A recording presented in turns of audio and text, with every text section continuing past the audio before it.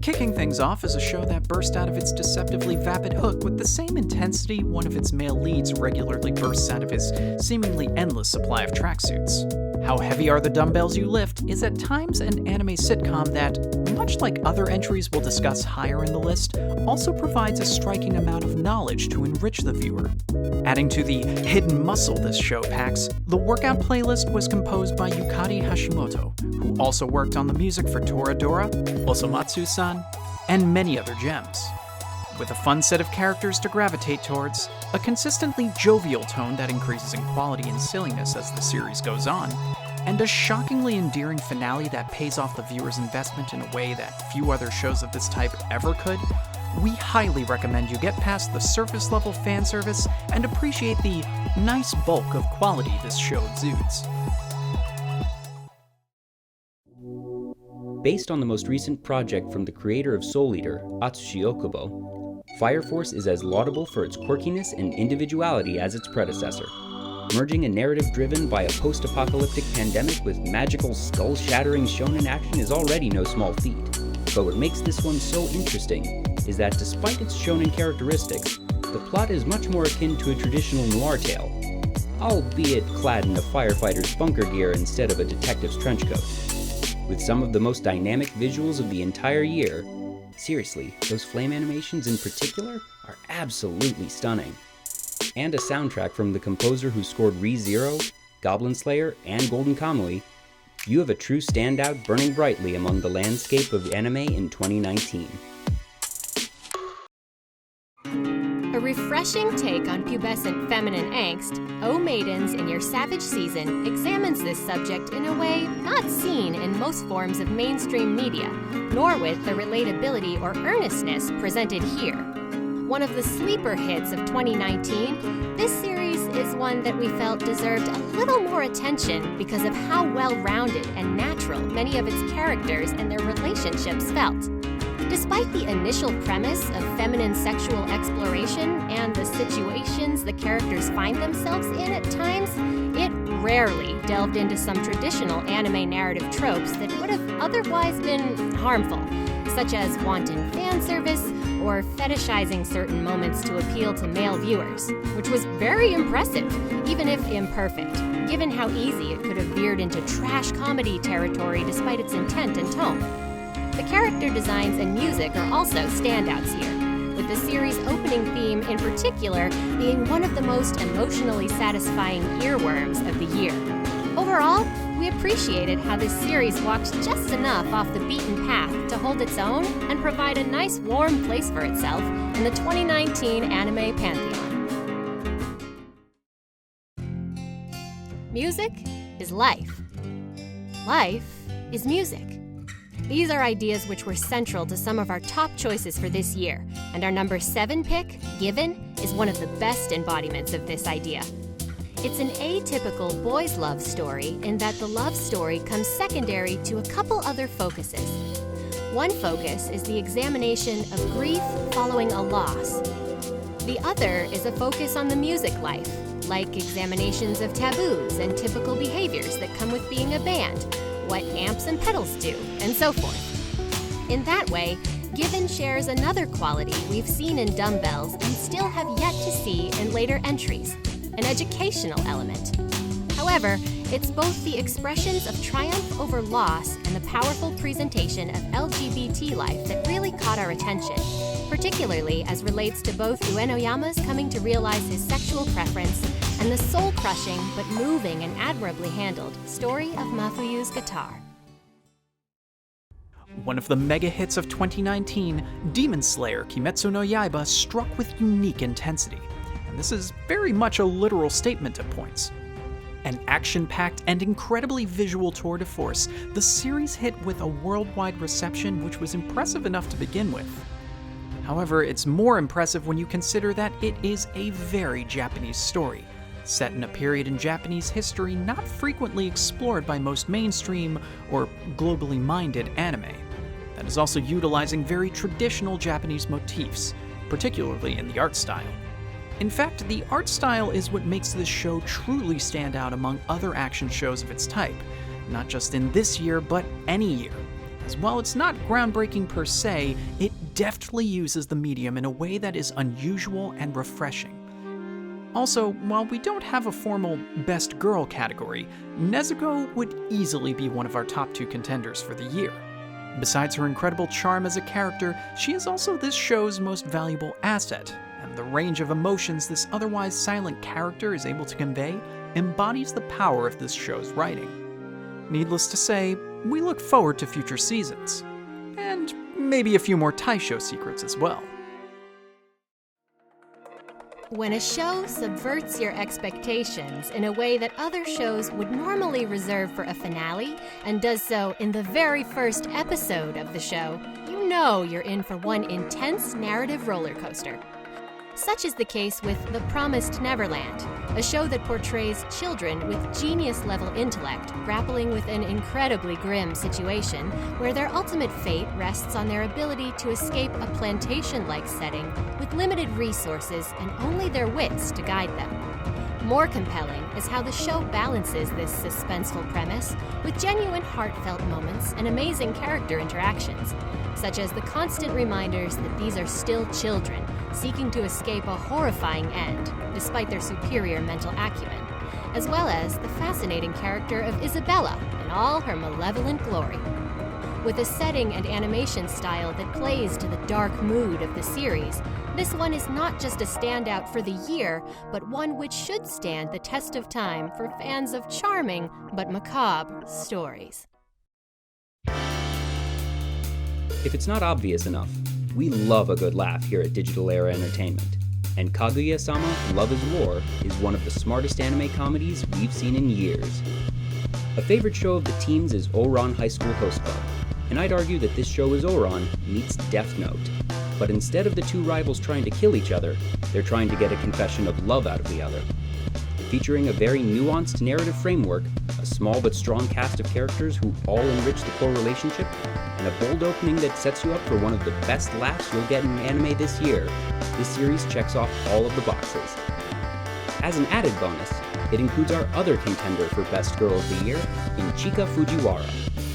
In addition to her Best Supporting Actress-worthy performance in her role as Student Council Secretary, Ramen Connoisseur, and all-around wildcard, she also starred in a special ending sequence that went viral, and deservedly launched this show into a higher consciousness. Sit back, relax, and let the mind games begin.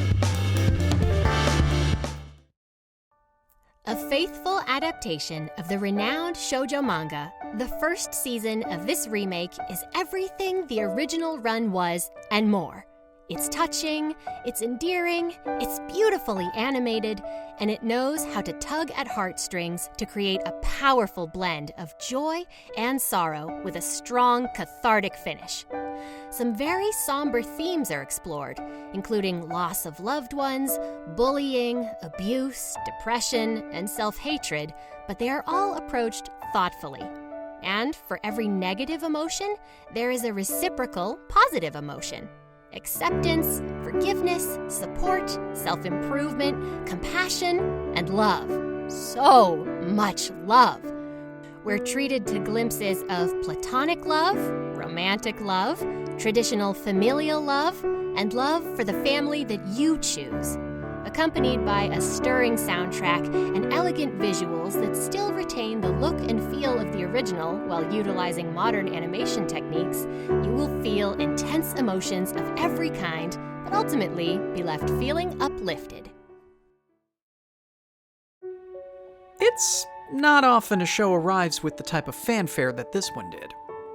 It almost seemed baffling that so much would be put behind a television anime series that it would achieve the rare feat of being highlighted in a major metropolitan city outside of Japan.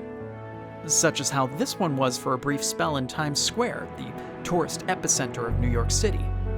Even more shocking was that we discovered when the show released, and consistently proved week after week since then, It deserved this hype, 10 billion%. An incredible mix of comedy, pathos, action, and legitimate science, this show takes the best elements from Dumbbells, splashes in some post-apocalyptic sci-fi akin to Fire Force, and even manages to pull in some vibes from the equally science-y sci-fi slice-of-life show Space Brothers, an underappreciated classic from 2012. From early on, I quipped that the series was Shonen Bill Nye, and the fact that it's still roaring through the fandom's consciousness between its successful online streaming run and having managed to achieve a coveted spot on Adult Swim's Toonami block for additional mainstream exposure in the United States, Senku and his Kingdom of Science will be a powerful force to reckon with, both in this world and the Stone one. And now for this year's honorable mentions.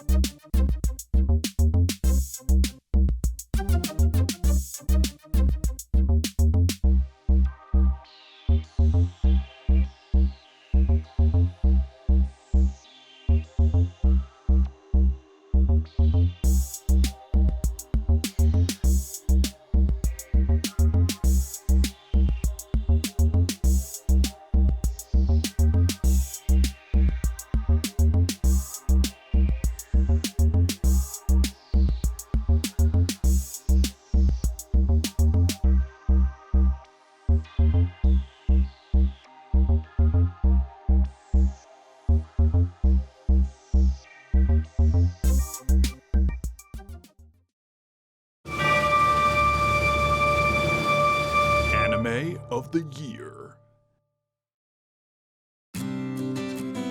There are few directors in anime who can pull off what Shinichiro Watanabe has in his storied career. Space westerns, hip-hop influenced samurai epics, and even nostalgic slices of life. And this master of the medium has done it once again, taking his unique vision, craft, and artistry, and distilling it into a project that feels like an affirmation of all that came before it, while still being more topical than anyone could have predicted. It's a project that is as beautiful to hear as it is to see. One that, of all the works across Watanabe's storied career, most brilliantly conveys his well-documented reverence for music. That project is our top winner for Anime of the Year, Carol and Tuesday. It is as simple as it is rich and textured when you examine everything that has been put into this masterpiece. Framed through a rendition of New York City on Mars, two girls from literal opposite ends of the tracks come together as friends and musical collaborators by chance and go on to bring together a world increasingly fractured by socio-political issues through the power of art. Along the way, Watanabe presents a message of harmony, which calls us to look beyond our differences and consider both the absurdity and beauty of our world. The series, like the soundtrack's first showcase song, The Loneliest Girl, could appear simple or even mundane at first glance, something that could slip into the background amidst bigger, flashier offerings. But if you stop and take a moment to listen, you'll realize that you're witnessing a performance by a true genius of the art. Everything resonates in harmony, from the musical motifs and eclectic soundtrack provided by global talents such as Grammy nominee Steve Aoki, to the gorgeous animation, to the allegorical story that successfully runs the full spectrum of emotion and leaves you both pensive about the current state of our world while still feeling hopeful for the future. As we mentioned in the recap of our 2019 Game of the Year, fellow Japanese auteur Hideo Kojima's Death Stranding, the theme of this piece is ultimately one of unity in the wake of discord. Essentially, the lighter yin to Death Stranding's grim yang. It is both a time capsule for this decade, as well as a timeless tale that should be enjoyed for years to come. To that end, I'd like to close this video out with a personal story of why we believe the universal appeal of this series will be one that should stand the test of time. Having been an anime fan since my teens, I rarely, if ever, showed my family any anime for any reason. As of this recording, my 34-year-old self was able to show my 73-year-old mother this series. And she enjoyed it, going on to watch the second half of the series with me prior to the conclusion of this video's production. All on Christmas, no less. To anyone who's finished Watanabe's musical fairy tale, my hope is that the relevance of these particular circumstances resonate as deeply for you as it did for me, and explains why we felt this was the unequivocal representative of the medium's best in 2019. And having been able to proudly share a clearly personal work from one of the finest directors in the medium with someone who has no active interest in it is something that I will treasure for years to come. As we said earlier, music is life. Life is music. And once again, Watanabe the Maestro crafts something that not only embodies this idea within his own world, but ours as well. Please remember to like, share, and subscribe, and follow us across social media for updates. Thanks for watching!